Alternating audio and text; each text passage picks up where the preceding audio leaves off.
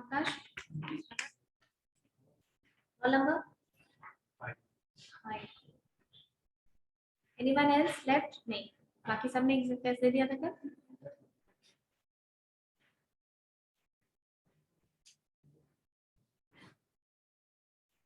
What do you understand by payroll management?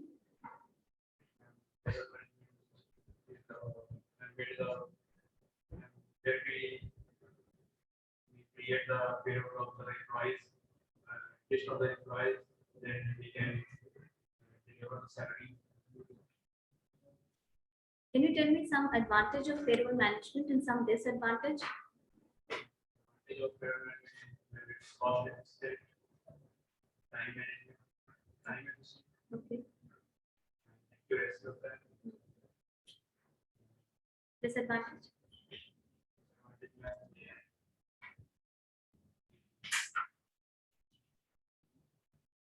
highly skilled workers चाहिए.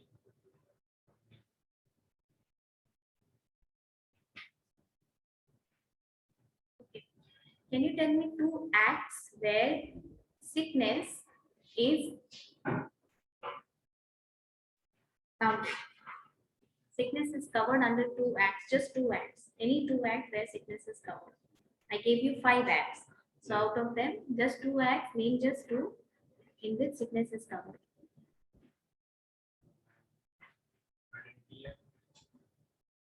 I will not approve if it is right or not. It is test, no? So you don't seek my approval.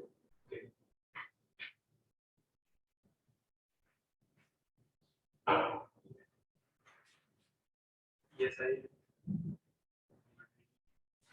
So you're saying ESI and maternity. Tell me 2 acts where maternity is covered.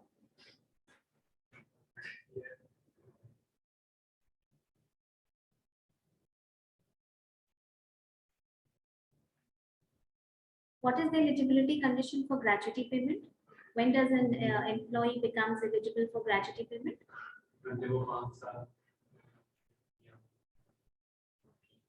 Anything you missing?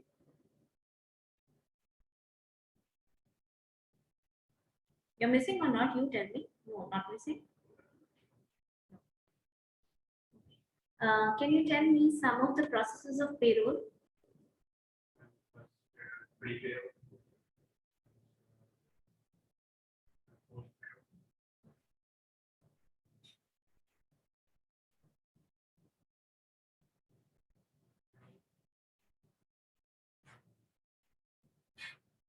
Okay.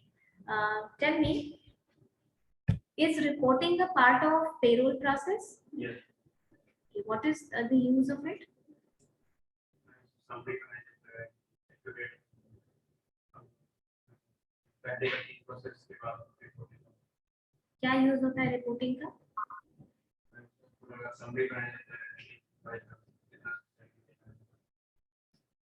Apart from this,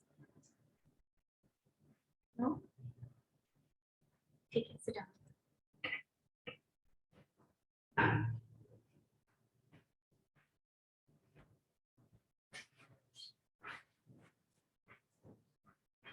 Switch on your cameras. Sanjani is not here in the class. She has appeared for test. Sujit, I guess. Sujit, did you appear for test yesterday?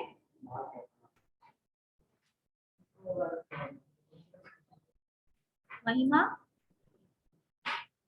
Manisha, आप लोग का तो हुआ था. Sujit, unmute yourself.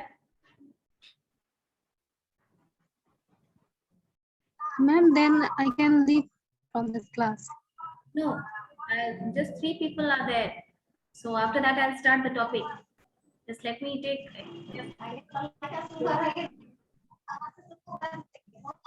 Sujit has left. I'll straight away put a 0. I told you about the HR thing. Okay. अच्छा खुशी, your question is कि superannuation क्या होता है? देखो, रिटायरमेंट का एक एज होता है, ठीक है? जैसे स्टेट गवर्नमेंट में अलग है, सेंट्रल गवर्नमेंट में अलग है, लेकिन जो सोशल सिक्योरिटी गवर्नमेंट प्रोवाइड करती है उसके लिए कई बार एक एज फिक्स करती है. समटाइम्स जैसे कि अगर रिटायरमेंट का एज 60 है तो भी सुपरएनुएशन यानी कब से आप उस सोशल सिक्योरिटी को यूज कर सकते हैं उसका एज गवर्नमेंट फिक्स करती है वहाँ की, जैसे अमेरिका में गवर्नमेंट वहाँ के हिसाब से एज फिक्स करेगी, इंडिया में उसके हिसाब से फिक्स करेगी। मान लो 62 साल है, 62 मान लो, इसका मतलब अगर रिटायरमेंट आपका 60 साल में भी हो जाता है तो भी it's only it's only until 62 that you are able to use your social security benefits. माने वो बेनिफिट्स आप ही की है, पर गवर्नमेंट ने अगर सुपर एनुएशन में कोई स्पेसिफिक एज फिक्स किया है तो आप उस बेनिफिट को तभी अवेल कर सकते हैं जब when you reach that age. Okay, now I request you to make a separate copy. If you are not making a separate copy, it's okay. Then keep the notes segregated. Keep it at one place so that in the end when you revise, you will have a synchronization कि कैसे कैसे class बढ़ा, वैसे भी पढ़ने से समझ में आता है। ठीक है, रैंडम एक कॉपी, एक पेज यहाँ एक पेज वहाँ लिखोगे तो फिर बाद में उसको डॉक्टरिंग करने में दिक्कत होती है। ठीक है, when I started payroll, I did give you an introduction for HR, but I believe this that you have forgotten. Okay, and since this workshop is all about HR, so I'll rather give you an introduction of what an HR is, why HR has become important, and what is the role of HR in current industry. Why is human resources so important in today's industry? Okay.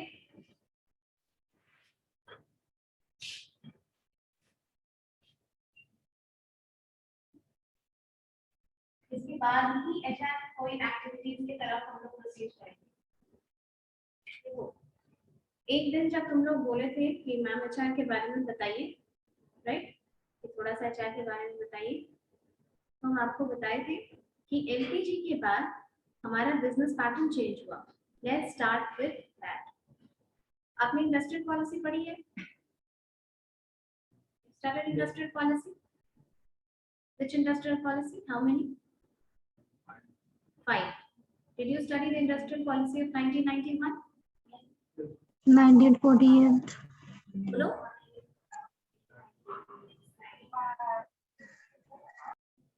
I am concerned about 1991.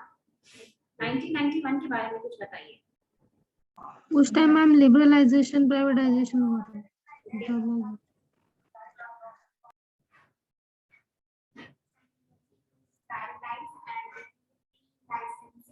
For stabilize industry in our country, for development and growth. Globalization means integrate our country to whole the world for import and export. Import and export of and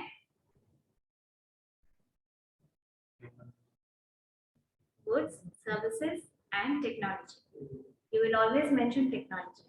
ठीक है, technology एक बहुत बड़ा, आप देखते हैं ना बहुत सारा डैम वगैरह बना हुआ है, भाखड़ा नंगल, या ये जब आप 5 ईयर कमीशन पढ़ेंगे, प्लानिंग कमीशन के बारे में जानते हैं, 5-5 साल का प्लानिंग कमीशन बनता था 5 साल के लिए, एंड एवरी प्लानिंग कमीशन, जैसे आजादी के बाद का जो 2 प्लानिंग कमीशन था उसमें काफी हमने टेक्नोलॉजी यूज की थी, जैसे डैम वगैरह बनाने में रशिया से। ठीक है, USSR, then it was USSR and later on it broke into 15 different countries, but हमने exchange of technology was easier. Okay, I'll sum it up.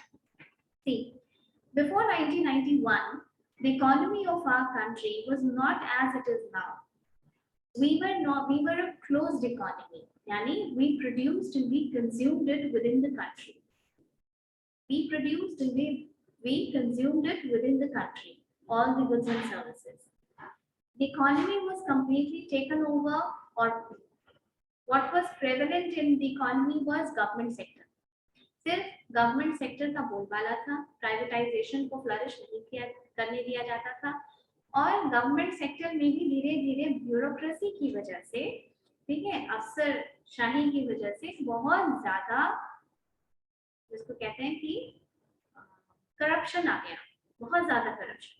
यानी कि अगर कोई बिजनेस करना भी चाहता था, if anybody wanted to start a business, he would have to get licenses cleared from 10 to 12 authorities and sometimes even more, and the licenses were not offered that easily. इतनी आसानी से लाइसेंसेस नहीं दी जाती। तो क्या होता था कि जो ट्रेड एंड कॉमर्स था इसको बहुत टफ कर दिया गया, मुश्किल कर दिया गया था। और सरकारी काम तो आप लोग जानते हैं, वो तो गुड और bad, we can speak in favour of this government and against this Modi government. That one thing good was that इन्होंने सरकारी अफसरों को काम करना सिखाया, है ना, बायोमेट्रिक सिस्टम लगवाना या टाइम पे आना या वर्किंग आवर्स बढ़ना या फिर बहुत ज्यादा जवाबदेही गवर्नमेंट सर्वेंट की होना। तो थोड़ा जो वो चीज सिस्टम बन गया था हमारे यहाँ कि सरकारी नौकरी है तो कोई मतलब नहीं है, 10 बजे आए और 3 बजे निकल गए, उन चीजों को स्टॉप किया गया। तो वो चीजें वैसे बहुत ज्यादा थी, लाइसेंसिंग सिस्टम बहुत टफ था और ह्यूमन रिसोर्स का भी जो दायरा था ये बहुत छोटा था। इसलिए बहुत छोटा था क्योंकि प्रोडक्शन भी छोटा था, एंड सिंस देन हमारा कोई भी जो एक्सपोजर था वो ग्लोबल इकोनॉमी से नहीं थी। गूगल माइक्रोसॉफ्ट तब भी काम करते थे पर हम लोगों को उससे मतलब नहीं था बहुत सारा, राइट। तो धीरे धीरे क्या हुआ, जब 1991 में finance minister was Manmohan Singh and prime minister was mister PV Narasimha Rao.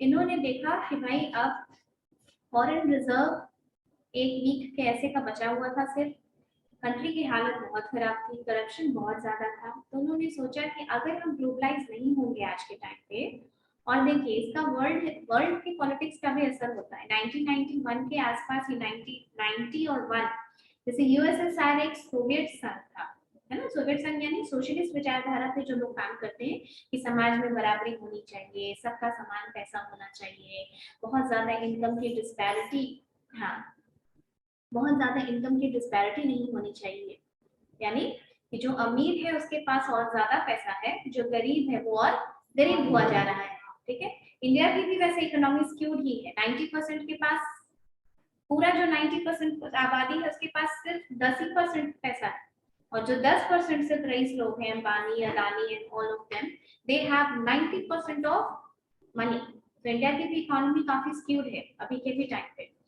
But socialist विचारधारा के क्या कहती है सोशलिस्ट में कि the ownership of means of production should be both with the hands of government and people, sorry government माने सरकार के पास होनी चाहिए, क्योंकि ये बिलीव करती है कि सरकार क्या करेगी, गरीबों के लिए काम करेगी, और जो प्राइवेट सेक्टर होगा वो सिर्फ प्रॉफिट मेकिंग होता है, ठीक है।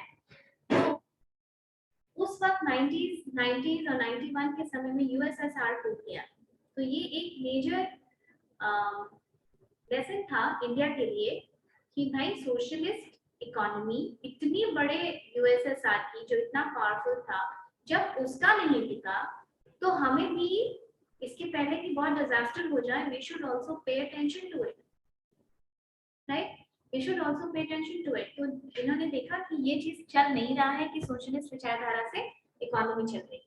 Then our economy was open, ठीक है। ओपन होने के बाद क्या हुआ कि there was an easy trade and commerce. Easy trade and commerce यानी कुछ सेक्टर्स को छोड़ के गवर्नमेंट ने इंटरफेयर नहीं किया, जैसे डिफेंस, आर्म फोर्सेस और एटॉमिक एनर्जी, क्योंकि ये सब बहुत देश की सिक्योरिटी का मैटर होता है, इसको सरकार के पास रखती है। आर्म्स एंड एम्युनिशन कुछ चीजें थी, 7-8 चीजें थी या 5-6 थी ऐसे, जिसमें कि लाइसेंसिंग फिर भी टफ थी, गवर्नमेंट के पास थी, लेकिन for rest of the part it was made easier, trade and commerce import export के लिए अलाउ किया गया। आप ये देखेंगे, आप लोग तो स्कूल में होंगे उस वक्त, ठीक है, स्कूल में भी नहीं होंगे मे बी, ठीक है, 1991 की बात है। देन जब many of you were not born, right, ठीक है, आप जब वहां उस वक्त के एम्प्लॉयमेंट पैटर्न को देखेंगे ना, उस वक्त के एम्प्लॉयमेंट पैटर्न को देखेंगे, तो जब देखिए इंडिया का मैन पावर बहुत स्किल्ड है और चीप है, सस्ता है। क्यों अमेरिका, एप्पल, ये सब इस टाइप की बड़ी बड़ी जो कंपनीज है जिनके पास इतना पैसा है, वो मैन्युफैक्चरिंग हब कहाँ ढूंढती है, चाइना में ढूंढती है, वियतनाम ढूंढती है, इंडिया ढूंढती है। क्यों? यहाँ का 3 गुना महंगा है जर्मनी का लेबर, हेवी कॉस्ट कटिंग होती है यहाँ के लेबर कॉस्ट के लिए। Labour is an important factor of production, और उसमें अगर बहुत कॉस्ट बचा लेता है तो company makes a huge profit. ठीक है, तो इंडियन स्किल पावर की डिमांड हमेशा थी बाहर, लेकिन क्योंकि वो फ्लो नहीं था, it was not allowed, that is why people could not move out और people could not move in to the country. लेकिन जब एलपीजी के बाद, LPG is what is this? Liberalization, Privatization, globalization. globalization. Liberalization माने नहीं, License. छूट देना, liberal करना किसी चीज को, जैसे क्या But बहुत लिबरल मार्किंग हुई है इस बार, फ्रीडम, फ्री करना, छूट देना। ठीक है, तो लाइसेंस अब इसके बाद समझो कि किस चीजों में छूट दी गई, ट्रेड में, ठीक है, लाइसेंसिंग सिस्टम में, रूल्स एंड रेगुलेशंस में, जैसे कि इसी के बाद हमने एक एक्ट था फेरा, खड़े हो खड़े हो खड़े हो, फॉरेन एक्सचेंज रेगुलेशन एक्ट। ठीक है, इसके बाद हमने यहाँ से मूव किया कहाँ, फेमा। ठीक है, फॉरेन एक्सचेंज मैनेजमेंट एक्ट, ये रेगुलेशन में हालत खराब करके रख दिया था फॉरेन एक्सचेंज का। ठीक है, कोई भी चीज आप कोई भी फॉरेन करेंसी बिना आरबीआई के परमिशन के नहीं कर सकते हैं, आपके पास कोई फ्रीडम नहीं थी। टोटली क्या किया था, इकोनॉमी को इतना टफ बना दिया गया था कि even if you want you can not have trade. इसका इम्पैक्ट ह्यूमन रिसोर्सेज पे भी पड़ा। लिबरलाइजेशन समझ गए आप लोग। प्राइवेटाइजेशन, मैंने आपको पहले बताया कि the economy was completely dominated by government sector, लेकिन गवर्नमेंट सेक्टर आने के बाद एक चीज का नुकसान तो होता है, और हम लोग कैसे माइंडसेट के हैं ना कि इंडिया में नौकरी छोड़ के तो सरकारी कुछ नहीं चाहिए, हम लोग को नौकरी बस सरकारी हो जानी चाहिए।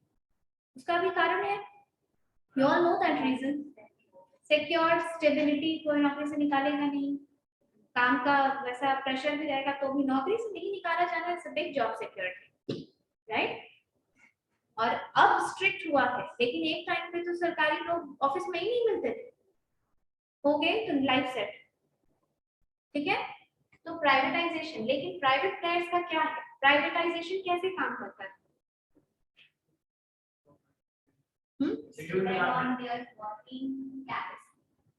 प्रॉफिट मेकिंग होता है। अगर तुम कहीं से भी उसको नॉन प्रॉफिट मेकिंग नजर आए, या तुम अपनी एफिशिएंसी अपग्रेड नहीं किए, it will straight away fire you. यही करता है प्राइवेट, तभी तो एयरपोर्ट वगैरह इतना प्राइवेटाइज हो रहा है, तो उसके लिए इतना हाहाकार हो रहा है। सबसे ज्यादा कौन मारे जाते हैं प्राइवेटाइजेशन में, जो ग्रुप सी ग्रुप डी के एम्प्लॉयज होते हैं, जिनके पास बहुत ज्यादा स्किल नहीं होता है, जो रिपीटेटिव वर्क करते हैं। मैनेजर वगैरह के लेवल पे तो फिर भी बहुत स्किल सीख लेते हैं वो लोग, पर प्राइवेटाइजेशन होने के बाद उनको भी बहुत मेहनत करनी पड़ती है ताकि कंटिन्यूअस अपग्रेडेशन करते रहना हो, right, in order to remain competitive and remain wanted for the industry. तो प्राइवेटाइजेशन हुआ। ग्लोबलाइजेशन का मतलब,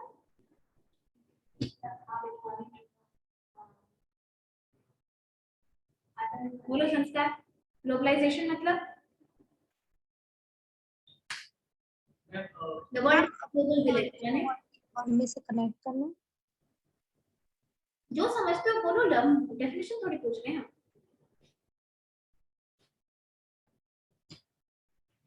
कितना कॉमन वर्ड है ये, नॉट आंसरिंग, जो भी समझ आता है बोलो।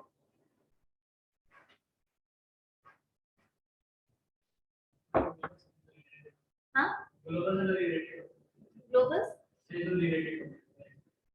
ग्लोबल मतलब क्या, ग्लोब बनी क्या समझते हो, ग्लोब देखे हो स्कूल में पढ़ते समय, वर्ल्ड वाइड ग्लोब देखे हो ना, छोटा सा स्टेशनरी में देखे होंगे या स्कूल में यूज किए होंगे। ग्लोबल का क्या मतलब होता है, पूरी दुनिया। ग्लोबलाइजेशन का क्या मतलब, हाँ बोलो। मैम अपनी कंट्री की इकोनॉमी को वर्ल्ड की इकोनॉमी से कनेक्ट करना या फिर एक्सपैंड करना, सिर्फ इकोनॉमी, और ग्लोबल की कंपनी को भी इंडिया में इन्वाइट करके एक्सपोर्ट इंपोर्ट पूरा करना। सिर्फ economy, is it only economy, और क्या क्या ग्लोबल होता है साथ में? हाँ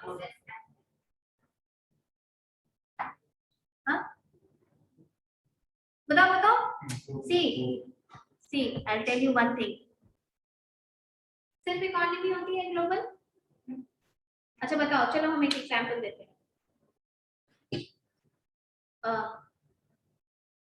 अमेरिका की कोई कंपनी आई, चलो इंटेल आई, ठीक है, इंटेल आई इंडिया में, इंटेल को अलाउ किया गया, इंडिया में आई, उसने बिजनेस स्टार्ट किया, इंटेल का मालिक है, आपको हायर किया गया कॉलेज से, अब बताइए कि इकोनॉमी के साथ क्या इंटीग्रेट हुआ?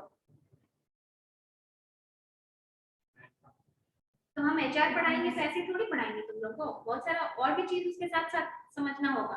बताओ, yes online students, yes.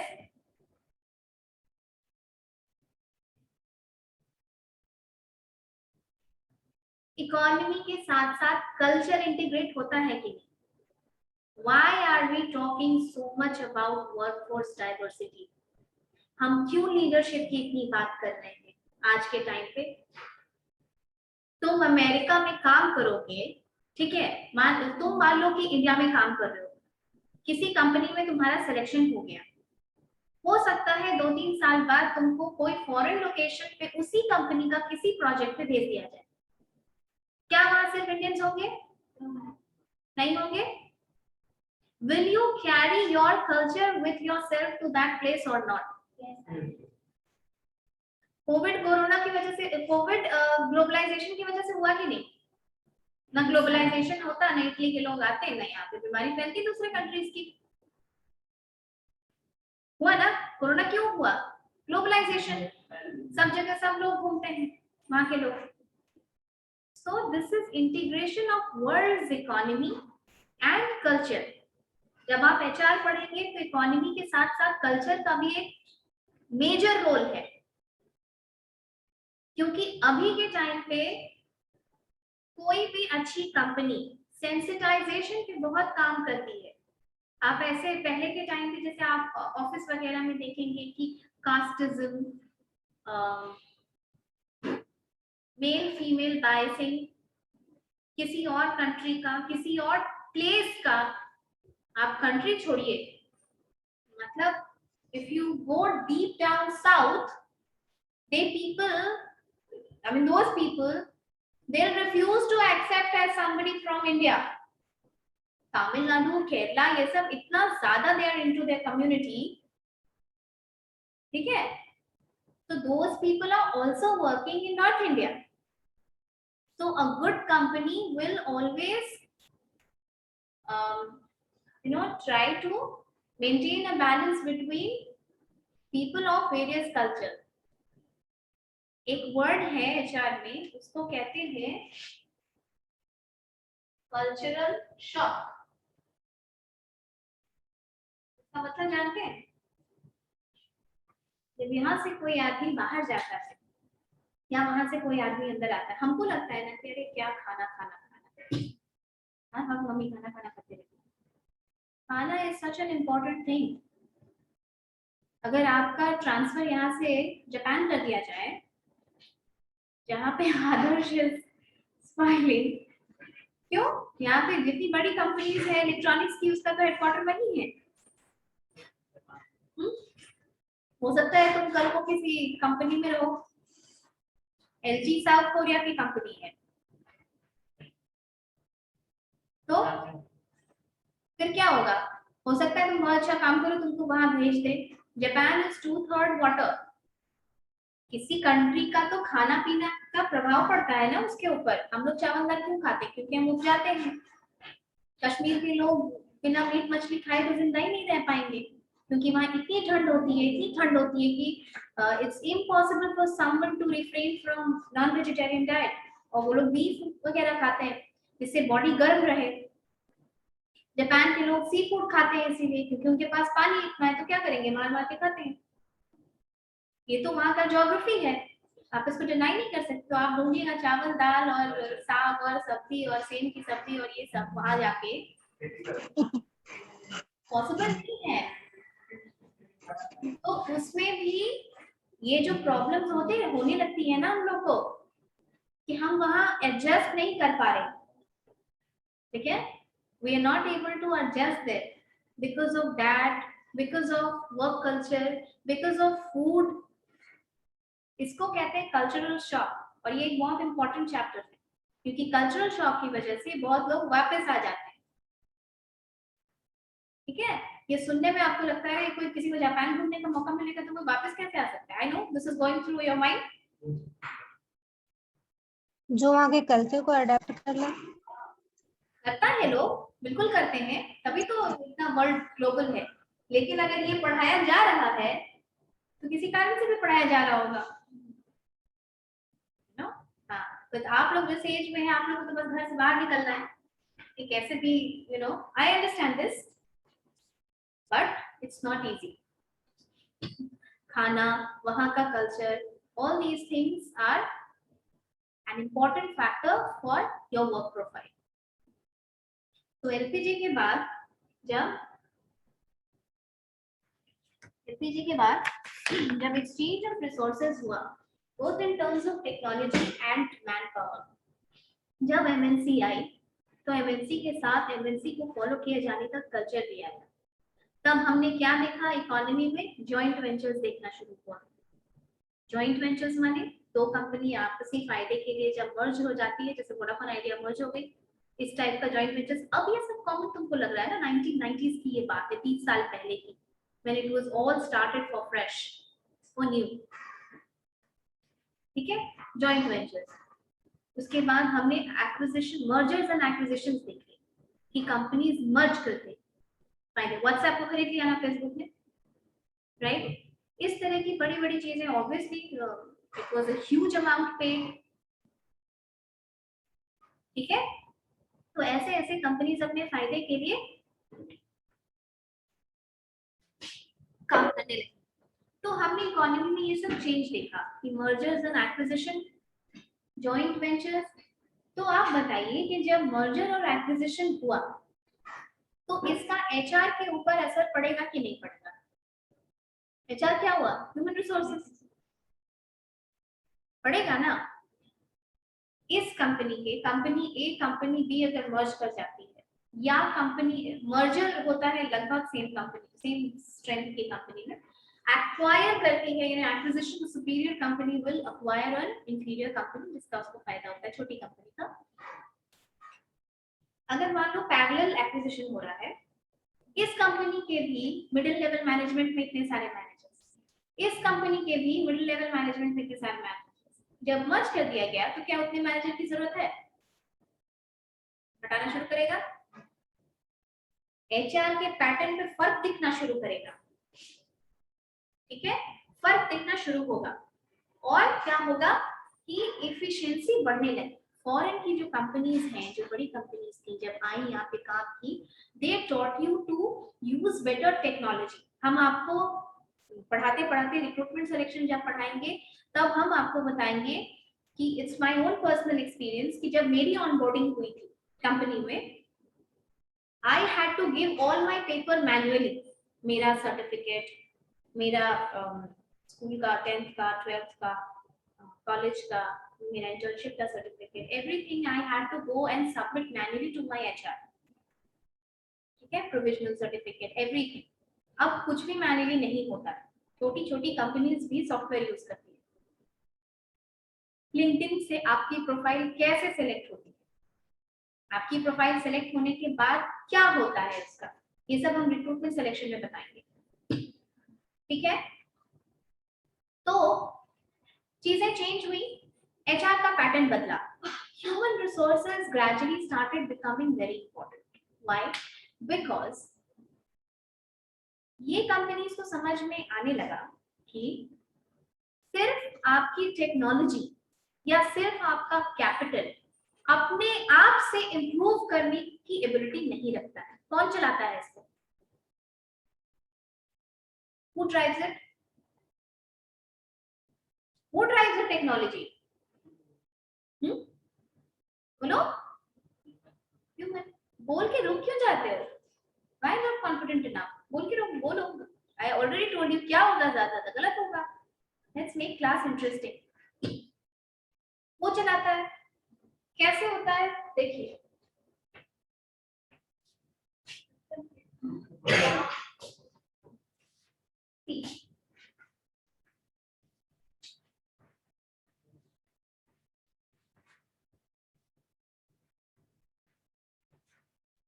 Four factors of production variety. Yes, ma'am. Land, labor, capital.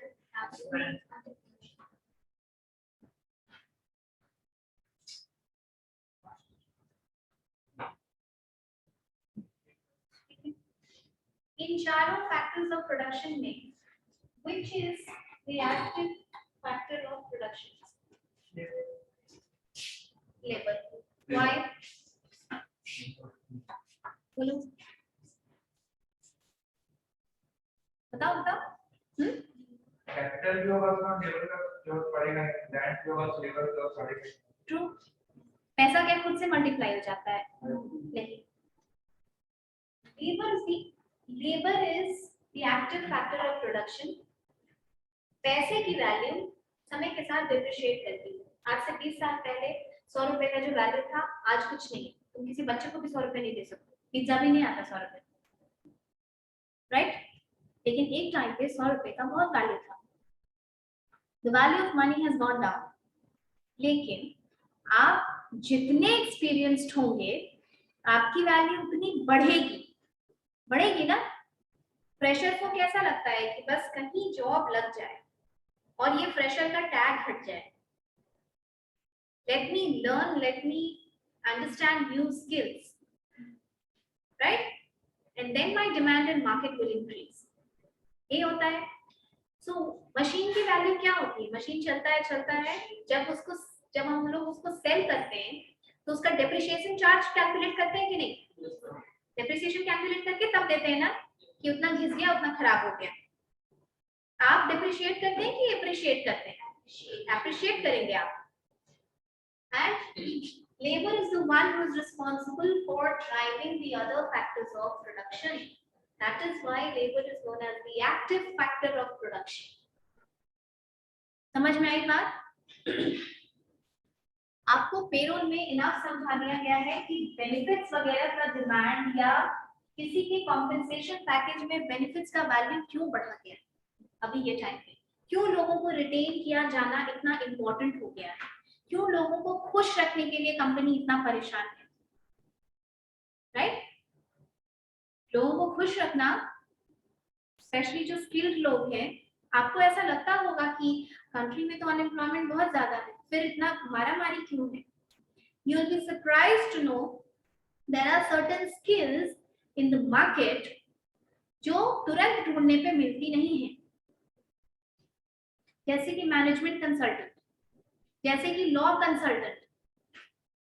इस टाइप का जो जिस टाइम पे डिमांड होता है, जैसे आईटी में बहुत सारा सैप कंसल्टेंट या पाइथन का वर्कशॉप हुआ था. ये सब चीजें these are all value addition to yourself. अगर आप बोलते हैं तो आपकी डिमांड बढ़ जाती है. अब देखो, अब वी कम टू जैसे जैसे हम प्रोसीड करेंगे we will understand the importance of HRM और फिर हम दूसरे टॉपिक से आपको माने साइड बाय साइड समझाना शुरू करेंगे कि कैसे कैसे काम करता है. ह्यूमन रिसोर्स मैनेजमेंट, ठीक है? This is human, this is resource, this is management. कोई आप कह सकते हैं कि ह्यूमन को रिसोर्स क्यों बोला जाता है? अच्छा, रिसोर्स से क्या समझते हैं?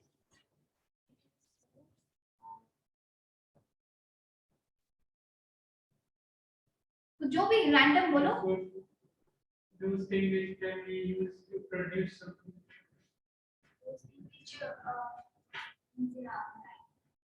Makes our life easier. लेकिन रिसोर्स के बारे में एक बात है, you have to make a good manager will always make optimum utilization of resource. ये बात हर चीज के साथ लागू होती है, land, labour, capital, entrepreneurship. Business is all about two things, cost and time. एक रिसोर्स को बहुत तरीके से यूज किया जा सकता है, लेकिन बिजनेस की जब हम बात करेंगे तो उसका ऑप्टिमम यूटिलाइजेशन होना चाहिए, यानी मैक्सिमम जितना आप उस रिसोर्स को यूज कर सकते हैं मिनिमम कॉस्ट पे, क्वालिटी मेंटेन करने के साथ साथ। ठीक है, that will be known as resource. Human को रिसोर्स क्यों कहते हैं? अपना भी दिमाग चलाइए, सोच के बोलिए। अगर आपके पास कोई आइडिया है, यू मोस्ट वेलकम। अगर वो आइडिया फ्रूटफुल नहीं है then it's okay, but let's discuss in class.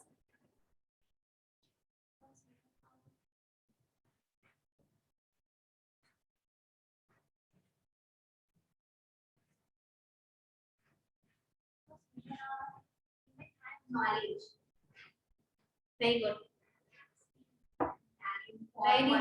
Very good. हाँ, ह्यूमन को रिसोर्स इसलिए बोलते हैं क्योंकि हमारे पास skill, knowledge, experience, talent, critical thinking, ये सब कुछ है। ठीक है, आप और हम सेम नहीं है, उसी तरीके से जैसे आप और आप सेम नहीं। अगर अभी केस स्टडी सॉल्व करने के लिए दे दिया जाए, केस स्टडी का मतलब मान लो इस कॉलेज में कुछ प्रॉब्लम है, ऐसा होता है ऑर्गेनाइजेशन की प्रॉब्लम्स को सॉल्व करने के लिए एम्प्लॉइज को वेलकम किया जाता है कि आप आइए सॉल्व कीजिए, कुछ इशू है। जैसे इस कॉलेज के डायरेक्टर सर हम लोगों को बोलते हैं कि आपको अगर लगता है कि क्लास में कुछ प्रॉब्लम है तो आप डिस्कस कीजिए, हम लोग सॉल्व करेंगे, because we have 1-to-1 communication in class, that's why. ठीक है, तो ऐसा ऑर्गेनाइजेशन में भी होता है। See, human are known as intellectual capital. Intellectual capital. Why? Because आप कंपनी ए, कोई कंपनी ए है, कोई कंपनी बी है, इसका सब कुछ कॉपी कर सकते हैं आप यहाँ, लेकिन इंटेलेक्चुअल कैपिटल कॉपी कर सकते हैं? नहीं कर सकते। इस क्लास में वही एसी है, वही बेंच है, वही टीचर पढ़ा रहे हैं, वही लैपटॉप, सारा इंफ्रास्ट्रक्चर वही है जो अगले क्लास में है, पर क्या आप स्टूडेंट्स को कॉपी कर सकते हैं? किसी क्लास का अगर हम रिव्यू देते हैं कि ये क्लास अच्छा है, तेज है, तो उसमें बहुत सारे एट्रीब्यूट आता है, इंटेलिजेंट है, पार्टिसिपेटिव है, they try, they learn, even if they don't know they try to learn. इन चीजों को धीरे-धीरे क्या होता है, आपका स्किल एनहांसमेंट होता है। वैसे क्या आप क्लास के दो स्टूडेंट्स को कॉपी कर सकते हैं? नहीं। यही होता है कंपनी के ह्यूमन रिसोर्स के साथ भी। Since you cannot copy the intellectual capital of two different classes, two different organizations, that is why continuous skill enhancement and upgradation of skills of manpower of one organization will always give you an edge over another organization. समझ में आई बात? It is a famous proverb in business which says that machine is not important, man behind machine is important. ठीक है, software सब company use करती है, पर फिर भी एफिशिएंसी किसी एक कंपनी की ज्यादा होती है, इसी कारण से, क्योंकि वहां के लोग ज्यादा स्किल्ड हैं, ज्यादा talented. Okay, keep the class till here today. In the next class, proper HRM